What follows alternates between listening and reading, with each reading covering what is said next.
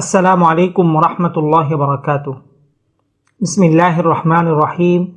আলহামদুলিল্লাহি রাব্বিল আলামিন ওয়াসসালাতু ওয়াসসালামু আলা সাইয়্যিদিনা মুহাম্মদ ওয়া আলা আলিহি ওয়া আসহাবিহি আজমাইন। আজকে আমরা আকীদাগত খুব ছোট্ট একটি বিষয় নিয়ে আলোচনা করব, কিন্তু বিষয়টি খুব গুরুত্বপূর্ণ। আমার সকল সালাফি ভাইরা একটা কথা বলে থাকেন যে আমাদের আকীদা হচ্ছে বা মাতুরিদি আকীদা হচ্ছে জাহমিয়াদের আকীদা, অর্থাৎ যারা আল্লাহ তাআলার সিফাতকে অস্বীকার করে। আমার কোনো সালাফি ভাই কি একটু সাহস করে কোনো আহলে হাদিস শায়েখের কাছে গিয়ে দলিল সহ জেনেছেন যে শেখ আপনারা যে বলেন মাতুরিদি আকীদা হচ্ছে জাহমিয়াদের আকীদা, অর্থাৎ যারা আল্লাহ তাআলার সিফাতকে অস্বীকার করে, আমাকে একটু দেখান তো মাতুরিদিদের কোন ইমাম এই কথা বলেছেন যে আমি আল্লাহ তাআলার এই সিফাতকে অস্বীকার করি। যেমন দেখুন, একজন ভাই আমার একটি বিষয় নিয়ে একটি পোস্ট দিয়েছেন। আসুন আমরা সেই পোস্ট একটু পড়ি। খুব শীঘ্রই এই ভণ্ড জাহমিয়া ভ্রান্ত আকীদার ও আল্লাহ তাআলার সিফাতকে অস্বীকারী জাল হানাফি হুজুরের মুখোশ উন্মোচন ও তার ভ্রান্ত আকীদার জবাব দেওয়া হবে ইনশাআল্লাহ। দেখুন, আমার এই প্রিয় সালাফি ভাই লিখেছেন আমরা নাকি আল্লাহ তাআলার সিফাতকে অস্বীকার করি, অথচ দেখুন আমি আমার আকীদার কিতাব বুনিয়াদি আকাইদের মাঝে আমি স্পষ্ট ভাষায় লিখে দিয়েছি আল্লাহ তাআলার সিফাত সম্পর্কে আমাদের আকীদা কি হবে, এবং আমি ইমামদের থেকেও দলিল উল্লেখ করেছি। যেমন দেখুন, আমি লিখেছি আসিফাতুল খবরিয়াকে আহলে সুন্নাত ওয়াল জামাত মুতাশাবিহাতের অন্তর্ভুক্ত মনে করে, এবং শব্দগুলো যেহেতু আল্লাহ তাআলার সাথে সম্পৃক্ত হয়ে ব্যবহৃত হয়েছে, ফলে আহলে সুন্নাত ওয়াল জামাত বিশ্বাস করে যে এগুলো আল্লাহ তাআলার সিফাত। কোনো অর্থেই এগুলো তার সিফাত হওয়াকে তারা অস্বীকার করে না। এমনকি দেখুন, আমি ইমাম আবু হানিফা রাহমাতুল্লাহি আলাইহি থেকেও বক্তব্য নকল করেছি, যে আবু হানিফা রাহমাতুল্লাহি আলাইহি বলেন ফামা যাকারাহুল্লাহু তাআলা ফিল কুরআন মিন যিকরিল ওয়াজহি ওয়াল ইয়াদি ওয়ান নাফসি ফাহুয়া লাহু সিফাতুন বিলা কাইফিন। আল্লাহ তাআলা কোরআনে চেহারা, হাত, নফস ইত্যাদি বলে যে সকল শব্দ উল্লেখ করেছেন তা মূলত আল্লাহরই ধরনহীন গুণ।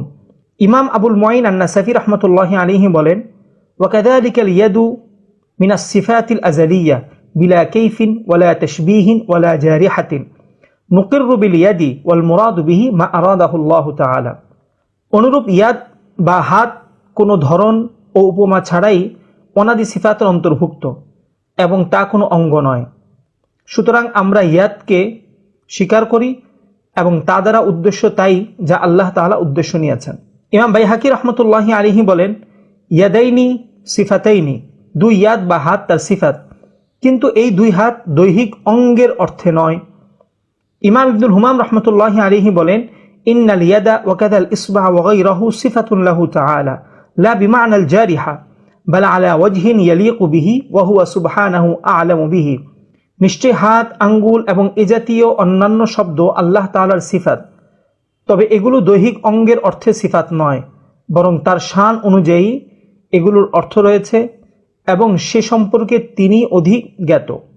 হাফিজ ইবনে হাজার রাহমাতুল্লাহি আলাইহি বলেন ওয়া ওয়াকা যিকরুল ইয়াদি ফিল কুরআনি ওয়াল হাদিসি মুদাফান ইলা আল্লাহ তাআলা ওয়াত্তাফাকা আহলুস সুন্নাতি ওয়াল জামাআতি আলা আন্নাহু লাইসাল মুরাদু বিল ইয়াদি আল জারিহা আল্লাতী হিয়া মিন সিফাতিল মুহদাসাতি ওয়া আসবাতু মা জাআ মিন যালিকা ওয়া আমানু বিহি। ইয়াদ বা হাত শব্দটি কোরআন ও হাদিসে আল্লাহ তাআলার সঙ্গে যুক্ত হয়ে বর্ণিত হয়েছে। আহলে সুন্নাত ওয়াল জামাত এই বিষয়ে একমত যে হাত দ্বারা অঙ্গ উদ্দেশ্য নয়, যা সৃষ্টির গুণাগুণ। তারা এ সকল শব্দকে সিফাত রূপে সাব্যস্ত করেন এবং ঈমান রাখেন। দেখুন, আমি আমার বুনিয়াদি আকাইদ কিতাব থেকে আপনাদেরকে দেখালাম। কোথাও কি আপনাদের মনে হয়েছে একথা যে আমরা সিফাতকে অস্বীকার করি? আমি এখানে হাফিজ ইবনে হাজার থেকে দলিল দিয়েছি, হানাফি মাযহাবের ইমাম ইবনুল হিমাম থেকে দলিল দিয়েছি, ইমাম নাসাফি থেকে দলিল দিয়েছি, ইমাম আবু হানিফা থেকে দলিল দিয়েছি। আপনি একটু পড়ে দেখুন তো কোথাও এরকম আছে কিনা যে আমরা সিফাতকে অস্বীকার করি। তাহলে আসলে কেন আমাদেরকে জাহমিয়া বলে? কারণটা আসলে খুব সহজ। আমি শুরু থেকে বলে আসছি, সালাফিরা সহি শিরোনামে একটা ধর্ম ব্যবসা করছে। যারা অসৎ ব্যবসায়ী দেখবেন যে তারা তার পণ্য বিক্রির জন্য ভালো পণ্য সম্পর্কে ভুল তথ্য এবং মিথ্যা তথ্য দিয়ে থাকে। হুবহু সেই কাজটাই সালাফিরা করছে। দেখুন, তারা যদি এই কথা বলে যে তারাও আল্লাহ তাআলার সিফাতকে সিফাত রূপে সাব্যস্ত করে, আমরাও সিফাত রূপে সাব্যস্ত করি, তখন প্রশ্ন আসবে তাহলে তারা বাতিল কেন? এই জন্য তারা যেটা করে সেটা হলো সাধারণ ছেলেদেরকে বলে যে তারা সিফাতকে অস্বীকার করে আর আমরা সিফাতকে সাব্যস্ত করি। এটা হচ্ছে আসলে সুস্পষ্ট একটা মিথ্যাচার। আমাদের কোন ইমাম বলেছেন যে আমি আল্লাহ তাআলার সিফাতকে অস্বীকার করি? নাউযুবিল্লাহি মিন যালিক। বা আমরা কখন বলেছি আমরা সিফাতকে অস্বীকার করি? এই জন্য কিছুদিন আগেও আমি চ্যালেঞ্জ করেছি যে আহলে হাদিস ভাইদের মাঝে কি এমন কোনো ভাই জন্মেনি যে আমাদের সাথে আলোচনা করার ক্ষমতা রাখে, যে লাইভে এসে প্রমাণ করতে পারে আমাদের আকীদা হচ্ছে জাহমিয়াদের আকীদা? দুঃখজনক বিষয় হলো আহলে হাদিসের ইলমের সাথে সম্পৃক্ত আছেন এমন কোনো ভাই এই সাহস করেননি। আহলে হাদিস মাদ্রাসায় তো হাজার হাজার উস্তাদ আছেন, একজন উস্তাদ কি পারলেন না সাহস করতে? আসলে তারা সাহসটা কিভাবে করবেন?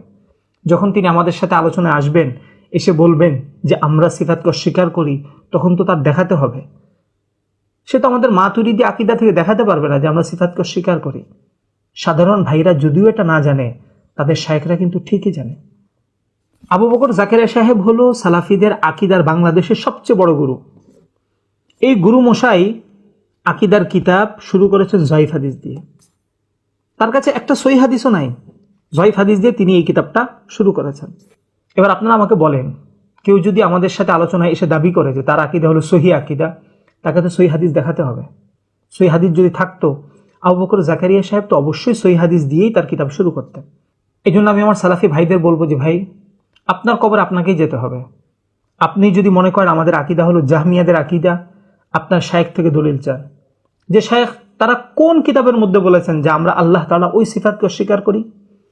যদি সে দেখাতে পারেন তাহলে তাকে নিয়ে আমাদের সাথে আলোচনায় বসান। আর যদি তিনি না দেখাতে পারেন তাহলে এই ধর্ম ছেড়ে দেন এবং আপনারা আপনাদের শায়েখদেরকে আমাদের সাথে আলোচনায় বসান। যদি তারা আলোচনায় বসতে রাজি না হয় তাহলে তাদেরকে একজোড়া চুরি উপহার দিন। কারণ আমার সাধারণ ভাইরা না জানলেও তাদের শায়েখরা জানে আকীদাতে তারা আমাদের সাথে 5 মিনিট কথা বলার ক্ষমতাও তারা রাখে না। এই জন্য আমি আমার সালাফি ভাইকে বলবো যে ভাই, আপনি সতর্ক হন। এই সালাফি শায়েখরা আপনাকে দিয়ে ধর্ম ব্যবসা করছে, আপনাকে দিয়ে তারা কোটি কোটি টাকা কামাচ্ছে, আপনাকে দিয়ে তারা বাড়ি গাড়ি করছে, কিন্তু আপনি মনে করছেন যে তারা আপনাকে সহিটা দিচ্ছে, আপনার পরকালকে তিনি নিরাপদ করছেন? মোটেও না। দুনিয়া তো সে আপনাকে ক্ষতিগ্রস্ত করছে, পরকালে তো সে আপনার কোনো খোঁজই নিবে না, বরঞ্চ আপনি পরকালে পাকড়াও হবেন। আপনাকে আল্লাহ তাআলার কাঠগড়ায় দাঁড়াতে হবে, আপনাকে জবাব দিতে হবে কেন আপনি আমাদেরকে জাহমিয়া বলেছেন, কেন আপনি অমুক ইমামকে জাহমিয়া বলেছেন, অথচ তাদের আকীদা তো জাহমিয়াদের আকীদা না। এবং আপনি সুস্পষ্টভাবে জাহান্নামের দিকে চলে যাবেন, কেননা আপনার আকীদা হলো দেহবাদী আকীদা। এজন্য সালাফি ভাইদেরকে বলবো, বর্তমান সালাফি নামক যে ধর্ম ব্যবসা চলছে, এই ধর্ম ব্যবসা সম্পর্কে আপনি সতর্ক হন। এই ধর্ম ব্যবসা